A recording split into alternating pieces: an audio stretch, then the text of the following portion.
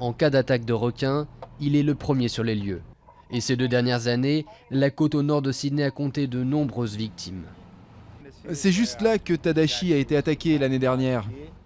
Tadashi Nakahara, un japonais qui vivait ici, a été tué par un requin blanc en 2015. Quelques mois plus tard, un autre surfeur s'est retrouvé face à face avec un requin bulldog.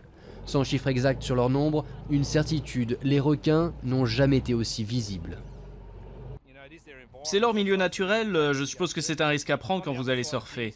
D'un autre côté, ça devient de plus en plus extrême, donc je pense que quelque chose doit être fait.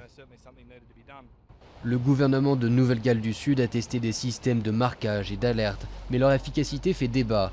Une nouvelle solution est prévue, une barrière sophistiquée mais coûteuse, plus de 600 000 € censée repousser les requins sans mettre en péril la faune marine.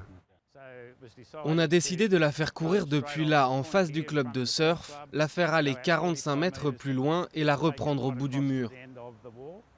Mais la météo et les marées ont ralenti le projet, les surfeurs sont quant à eux résignés. Ils ont toujours été là et ils seront toujours là. On ne peut rien y faire. Pour les surfeurs de Ballina, pas d'autre choix que de prendre le risque d'une attaque pour continuer à pratiquer leur passion, en essayant de ne pas penser à ce qu'il se passe sous leur planche.